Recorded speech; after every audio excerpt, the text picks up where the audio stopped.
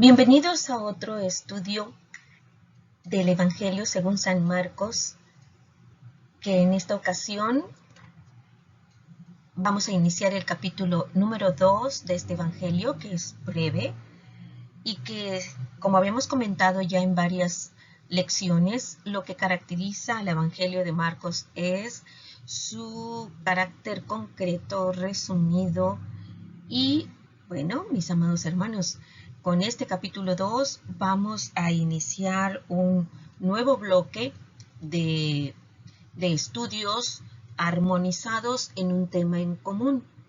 Y este es el tema general. Controversia de Jesús con los líderes religiosos de Galilea. Es la parte 1. No nos hemos salido del área geográfica norteña de la Tierra Santa, Galilea, alrededor del mar del mismo nombre. Y aquí, cuando ya Jesús está iniciando en firme su ministerio, tiene entonces conflicto con los líderes religiosos de Galilea. En esta ocasión serán los escribas los que van a tener este conflicto con el Señor Jesucristo, precisamente por los milagros que a partir de este capítulo, o en este capítulo 2, continúa Marcos narrando en su Evangelio.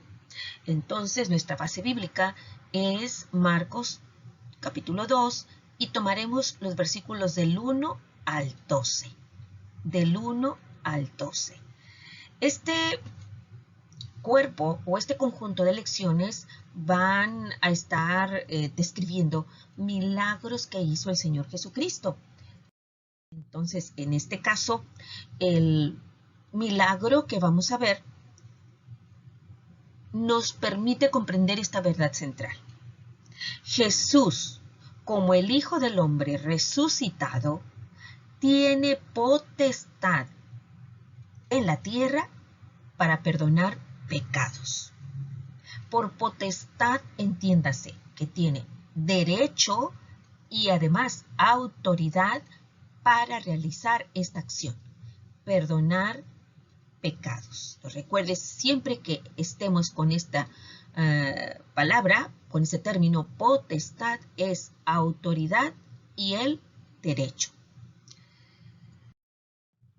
Como una introducción, comentamos esto.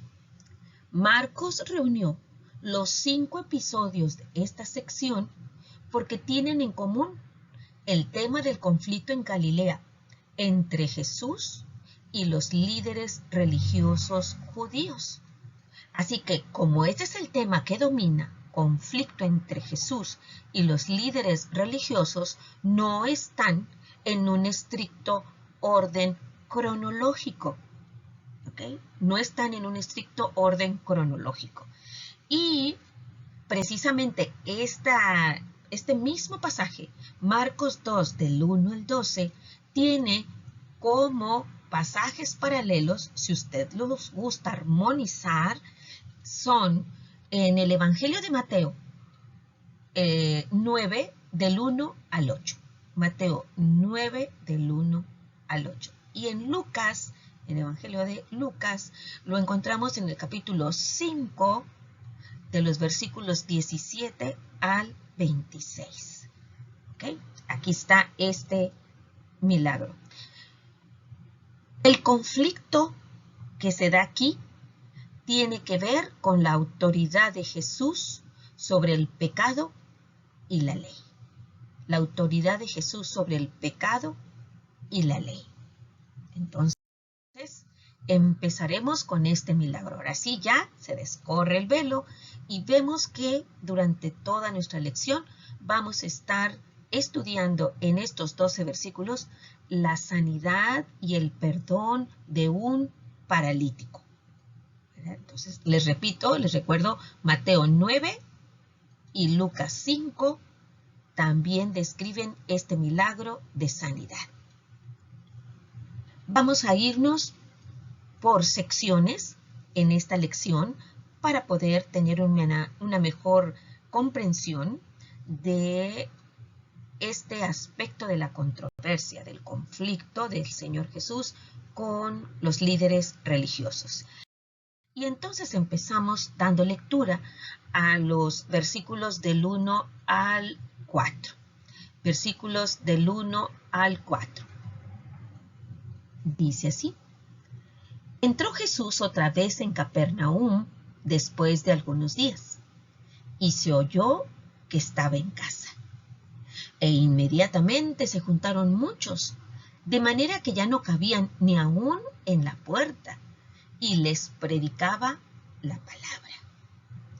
Entonces vinieron a él unos trayendo un paralítico que era cargado por 4.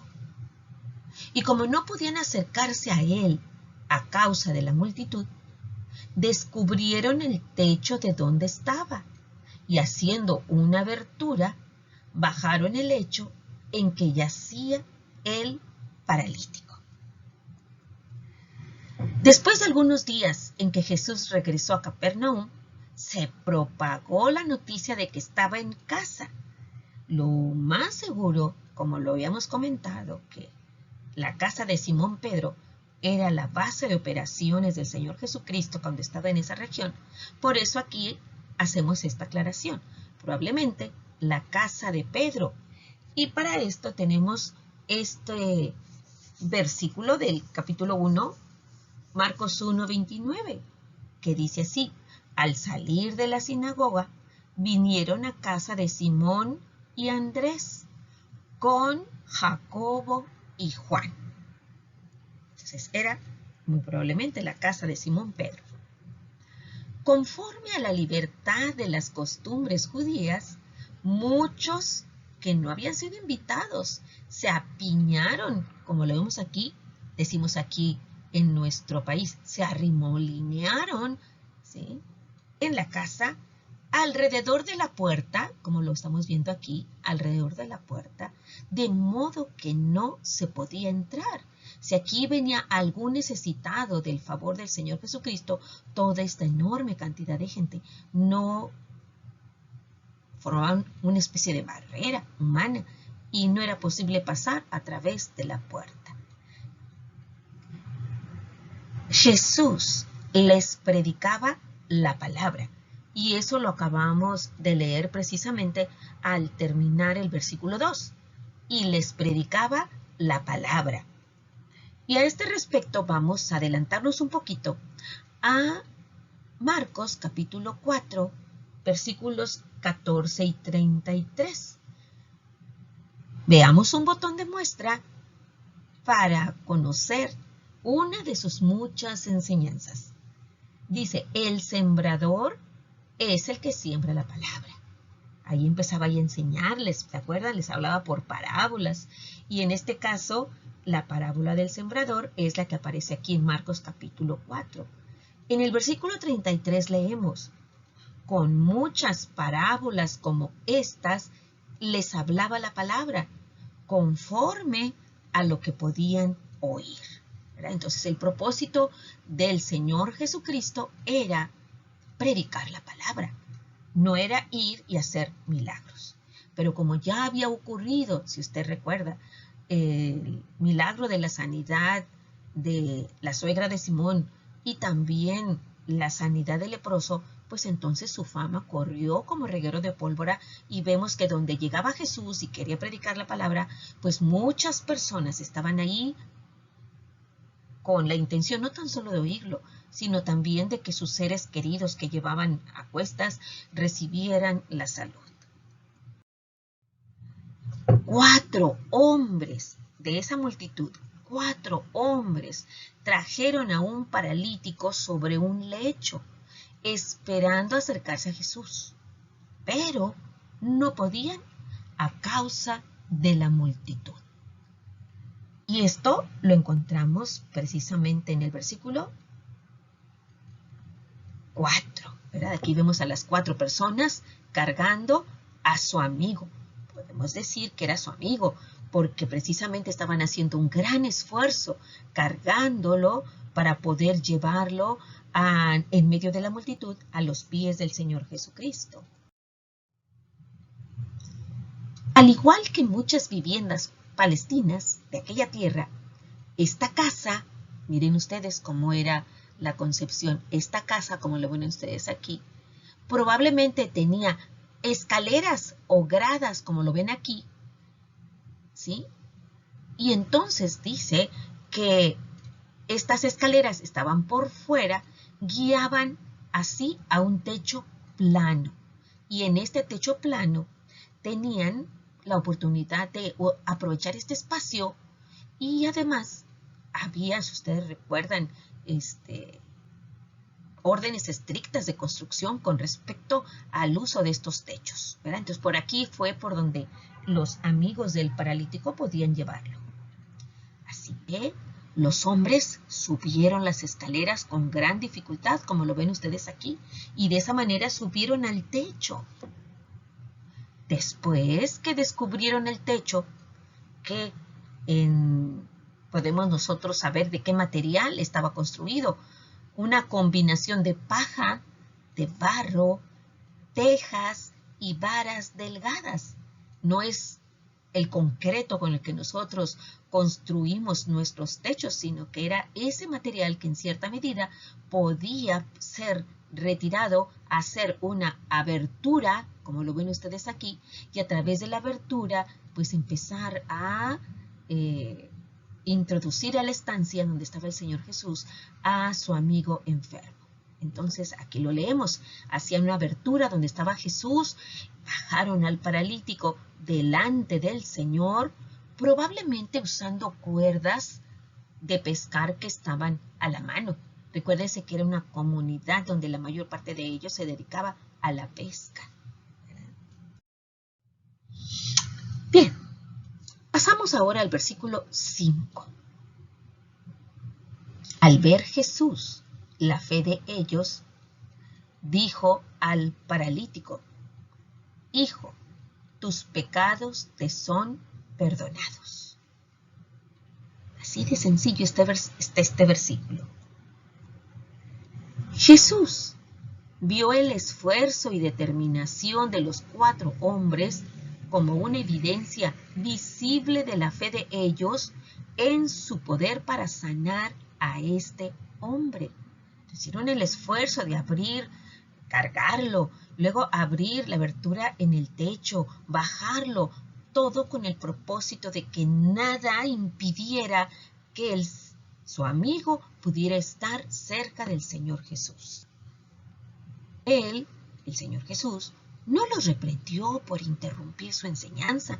Marcos no nos dice qué tema era el que estaba el Señor Jesús enseñando, sino que de forma inesperada dijo al paralítico, en el versículo 5, lo acabamos de leer, dice: Hijo, tus pecados, así es, eso es lo que vamos a escribir aquí en la línea, hijo, tus pecados te son perdonados. Fue algo interesante que el Señor Jesús expresara estas frases. Hasta antes de que el Señor Jesús hablara, todo mundo esperaba que lo primero que fuera a hacer el Señor Jesús era hacer el milagro y con su poder levantar a ese hombre paralítico. Todos los espectadores, yo pienso que se quedaron sorprendidos con esta palabra que le dio el Señor Jesús. Hijo, tus pecados te son perdonados. En el Antiguo Testamento, la enfermedad y la muerte, aún de adultos, ancianos, como lo estamos viendo aquí, niños, se veían como consecuencia de la condición pecaminosa del hombre.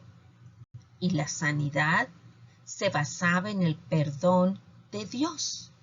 Esta evidencia la encontramos en la palabra de Dios en segundo libro de Crónicas 7:14, donde vemos acerca de cómo Dios perdonaba a los seres humanos cuando estaban enfermos, y en este caso, pues, podríamos decir en cierta manera metafórica, hasta la tierra estaba enferma. Dice así: si se humillare mi pueblo, sobre el cual mi nombre es invocado, y oraren, y buscaren mi rostro, y se convirtieren de sus malos caminos, entonces yo oiré desde los cielos, y perdonaré sus pecados, y sanaré su tierra. Luego, en esta misma sección, leemos el Salmo 41:4. Yo dije, el salmista, yo dije, Jehová, ten misericordia de mí, sana mi alma, porque contra ti he pecado. Aquí lo tienen. Su alma estaba enferma y reconocía que había pecado. Y luego Jeremías 3:22, el profeta Jeremías exhorta al pueblo de Israel en medio prácticamente de una invasión. Dice, convertíos, hijos rebeldes, y sanaré vuestras rebeliones. He aquí, nosotros venimos a ti, porque tú eres Jehová nuestro Dios. El profeta Jeremías da este mensaje al pueblo de Israel. Esto no significa que haya un pecado correspondiente para cada caso de enfermedad. ¿Sí? No siempre la enfermedad es causada por el pecado. Y acuérdese, amado hermano, que acabamos de ver más de 50 lecciones del libro de Job. ¿Cuánto sufrió Job? Porque esa doctrina de la retribución del pecado, expresado en enfermedad y muerte, era lo que había hecho sufrir tanto a Job, porque esa era la doctrina que estaban aplicándole sus amigos, quizá consejeros, pero cuánto dolor le causaron. Vamos a leer estos versículos, estos pasajes, Lucas 13 del 1 al 5 y Juan 9 del 1 al 3. Muy claro el de Juan 9 del 1 al 3, pero aquí también tenemos, ¿sí?, en Lucas 13 del 1 al 5 esta correlación. En este mismo tiempo, estaban allí algunos que le contaban acerca de los galileos cuya sangre Pilato había mezclado con los sacrificios de ellos. Respondiendo Jesús, les dijo, ¿pensáis que estos galileos, porque padecieron tales cosas, eran más pecadores que todos los galileos? Os digo, no. Antes, si no os arrepentís, todos pereceréis igualmente. O aquellos 18 sobre los cuales cayó la torre en Siloé y los mató, ¿pensáis que eran más culpables que todos los hombres que habitan en Jerusalén? Os digo, no.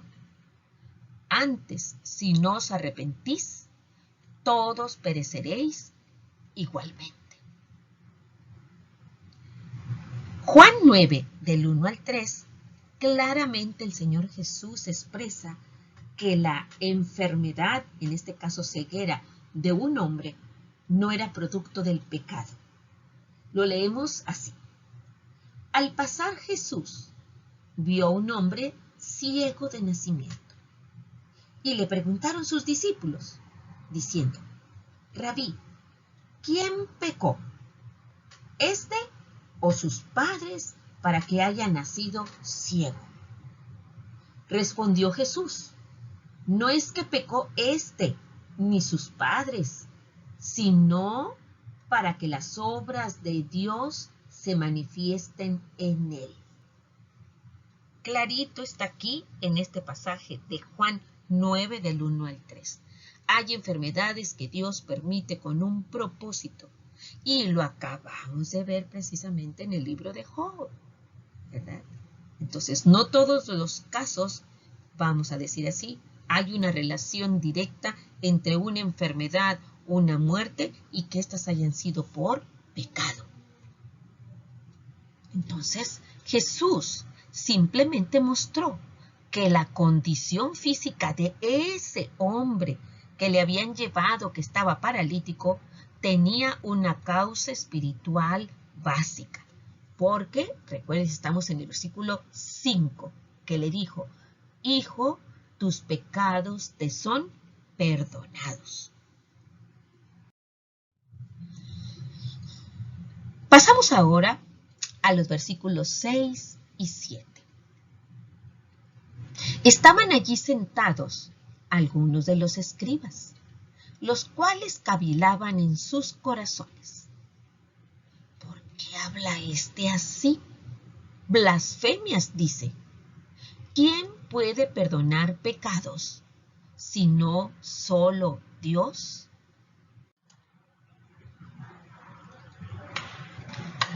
Los escribas que estaban presentes se ofendieron por la declaración velada de Jesús. Solo Dios puede perdonar pecados. Esta es una afirmación válida. Solo Dios puede perdonar pecados. Y esto lo acabamos de leer en el versículo 7. Vamos a leer esta corroboración en Éxodo 34, 6, 7, Salmo 103, 3 e Isaías 43, 25. Escuchemos. Éxodo 34, 6, 7. Y pasando Jehová por delante de él, de Moisés, proclamó, Jehová, Jehová, fuerte, misericordioso y piadoso, tardo para la ira y grande en misericordia y verdad, que guarda misericordia millares, que perdona la iniquidad, la rebelión y el pecado, y que de ningún modo tendrá por inocente al malvado, que visita la iniquidad de los padres sobre los hijos y sobre los hijos de los hijos hasta la tercera y cuarta generación. Y aquí dice claramente que es grande en misericordia y verdad y que da el pago justo al pecado. Salmo 103, 3 dice así, Él es quien perdona todas tus iniquidades, el que sana todas tus dolencias. Claramente en la línea A dice, Él perdona todas tus iniquidades. Y por último, en Isaías 43, 25 leemos, Yo soy el que borro tus rebeliones por amor de mí mismo, y no me acordaré de tus pecados. Entonces, sí estaban bien, solo Dios puede perdonar pecados. En el Antiguo Testamento, el perdón de pecados nunca se atribuyó al Mesías. Los escribas consideraron que la forma de hablar de y conservamos precisamente lo que acabamos de leer en estos versículos en el 7, dice, ¿por qué habla así? Se estaban refiriendo a Jesús. ¿Están de acuerdo conmigo, mis amados hermanos, que dice, esta frase contiene un tono de desprecio, ¿verdad? Este término, llamarle así al Señor Jesús, era una afrenta al poder y autoridad del Altísimo, una blasfemia contra Dios, una ofensa, esto era lo que pensaban los escribas, una ofensa seria que merecía la pena de muerte por lapidación. Traemos como complemento este pasaje en Levítico 24, 15 y 16. La ley dice así: y a los hijos de Israel hablarás diciendo: cualquiera que maldijere a su Dios, con mayúscula, Dios, llevará su iniquidad, y el que blasfemare el nombre de Jehová ha de ser muerto. Toda la congregación lo apedreará. Eso es lo que significa lapidar, lo apedreará. Así el extranjero como el natural, si blasfemare el nombre, con mayúscula, que muera.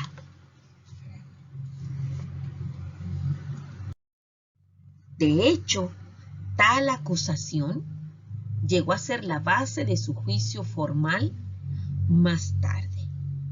Y lo vamos a leer en Marcos 14, 61 al 64, cuando el Señor Jesús es llevado al Sanedrín en su juicio formal. Este pasaje, Marcos 14, 61 al 64, leemos así. Lo estaban interrogando, como lo vemos aquí, el principal.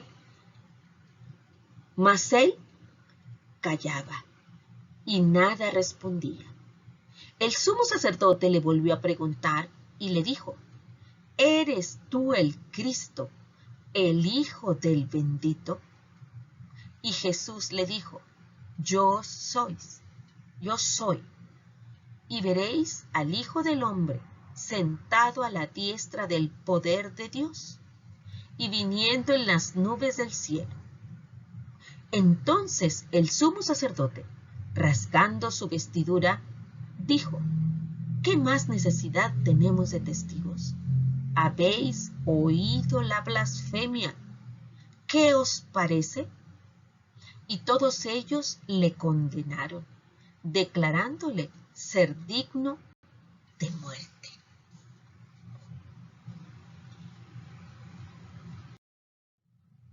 Bien, ahí estaban los escribas.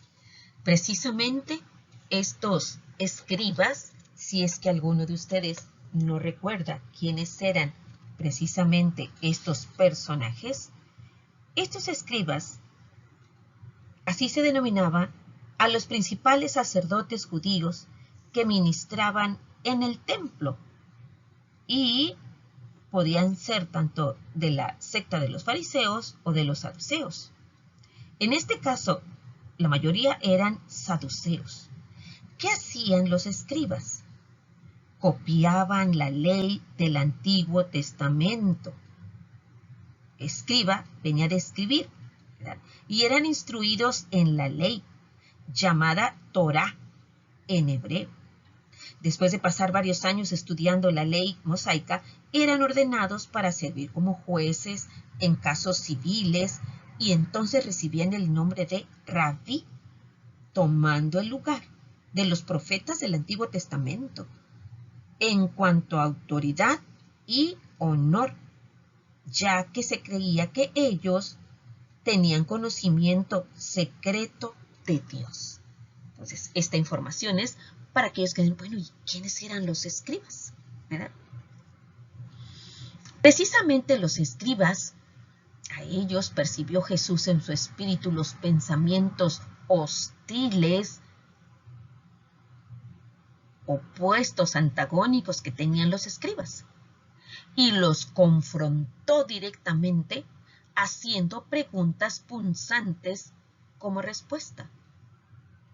Un recurso retórico, ¿sí? Un recurso retórico que se usaba en los debates rabínicos. Entonces, ¿qué es lo que podemos nosotros decir?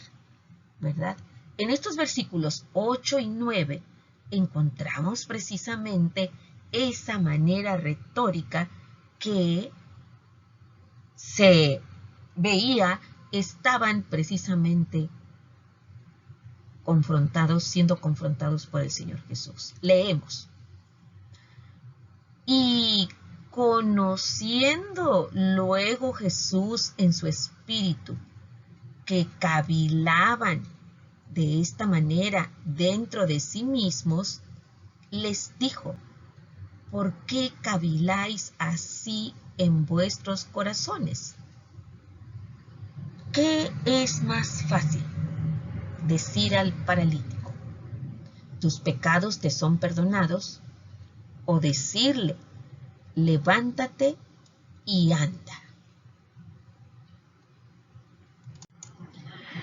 Bien, mis amados hermanos, entonces, una vez leído los versículos 8 y 9, entendemos cómo era este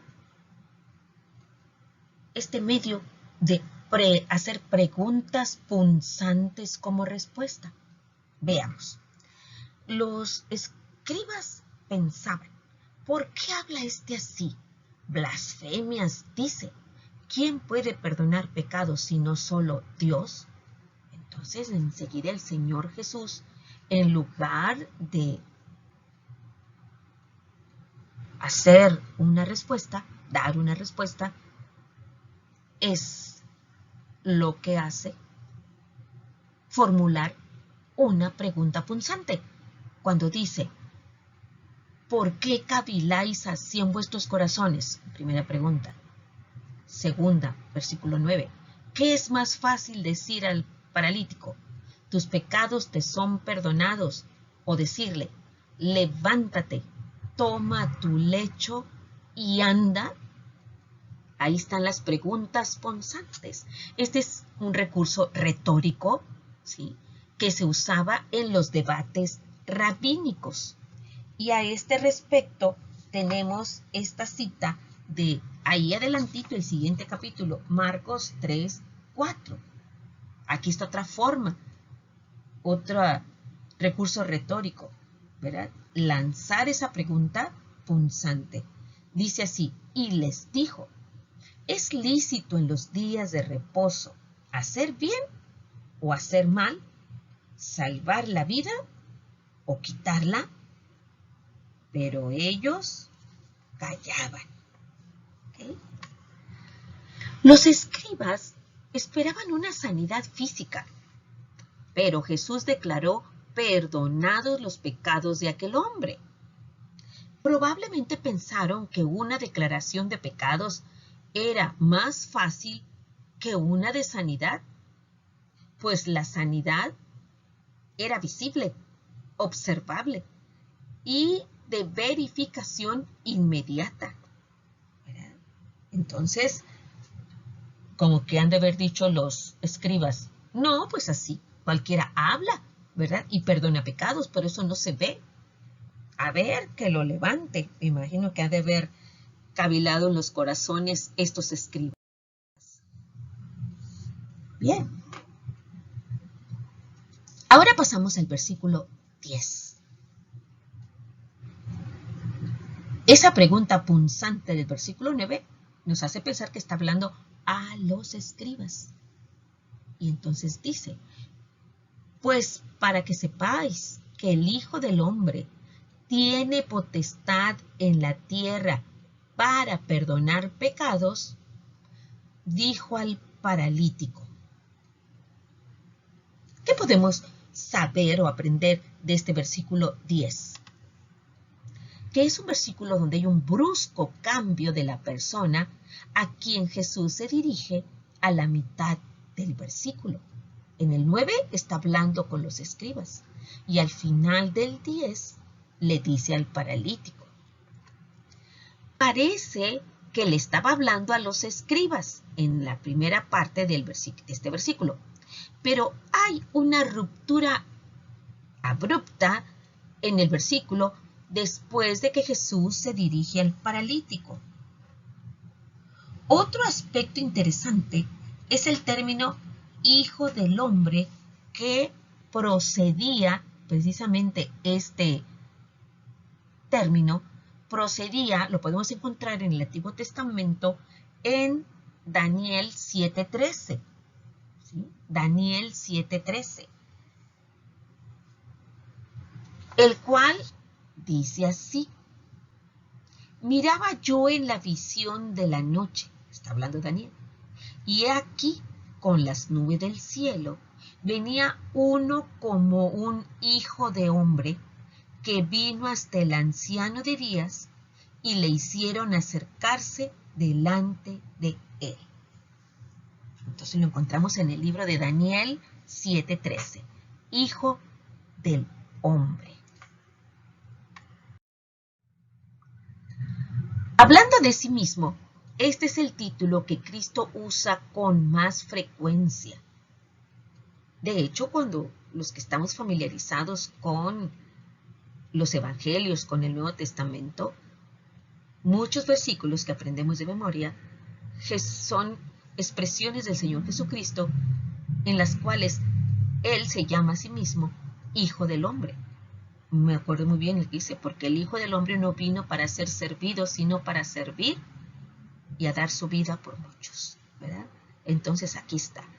Dice, contabilizando unas 80 veces en los 4 evangelios, se menciona así el Señor Jesucristo a sí mismo.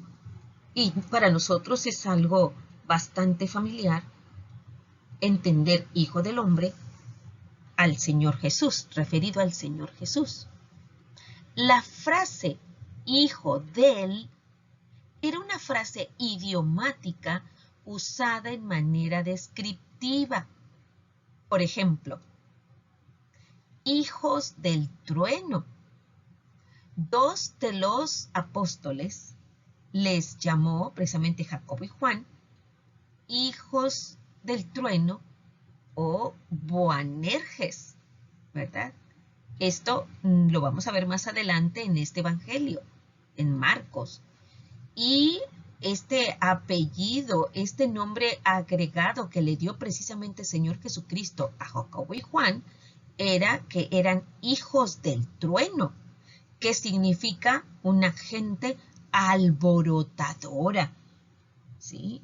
Si ustedes recuerdan, ellos fueron los que dijeron, mira Señor, te desprecian los samaritanos, ¿quieres que bajemos fuego del cielo y los consuma? O sea que eran bastante arrebatados. Por eso dice aquí, gente alborotadora. El título, Hijo del Hombre, enfatiza la humanidad de Cristo. El Hijo del Hombre es el Mesías, el Hijo de Dios, que recibirá el reino de Dios su Padre en su segunda venida y gobernará sobre todas las naciones de la tierra. Así es como se enuncia, como se nombra al Señor Jesús, Hijo del Hombre. Volviendo a nuestro versículo o al pasaje que estamos analizando, ¿verdad? Las palabras iniciales, para algunos comentaristas, estas palabras iniciales, pues para que sepáis que el Hijo del Hombre, para que sepáis, podrían traducirse así. Ahora bien, vosotros, los lectores de Marcos, deberíais saber que la última cláusula, la última, donde marca, donde está entre paréntesis, dijo al paralítico, esta cláusula marca el fin del comentario de Marcos y vuelve al hecho en sí, al incidente mismo. ¿Ok? Y ahora avanzamos en nuestro estudio y leeremos los versículos 11 y 12. Entonces, dijo al paralítico, así terminó el versículo 10. A ti te digo, levántate, toma tu lecho y vete a tu casa. Entonces, él se levantó enseguida y tomando su lecho, salió delante de todos, de manera que todos se asombraron y glorificaron a Dios, diciendo, nunca hemos visto tal cosa. Jesús mandó al paralítico. Completamos en el versículo 11 la frase, la orden que da el Señor Jesús al paralítico. Levántate, toma tu lecho y vuelve a tu casa. Al pedir que se levantara, era una prueba de su fe. ¿Saben ustedes, amados hermanos, que una persona que ha pasado muchísimo tiempo postrada o en una recostado, los músculos de su espalda se atrofian, se debilitan? No tan solo podríamos pensar un paralítico estaba sin movimiento, sin poder moverse de la cintura para abajo. Es lo más común que nos podemos imaginar. Pero también por el hecho de estar postrado, como lo vemos aquí, los músculos de su espalda no tienen la potencia suficiente para elevar el tronco y con él la cabeza y cuello. Entonces de allí se ve la maravilla, el poder, el milagro que realiza el Señor Jesús para decirle, levántate, ¿verdad? Y luego, toma tu lecho, muévete, carga las varillas, la tela de tu camilla, ¿verdad? Y vuelve a tu casa, es decir, camínale, ¿verdad? Camínale, regrésate a tu casa. Entonces dice, pedirle que se levantara era una prueba de fe y que se fuera a su casa era una prueba de obediencia.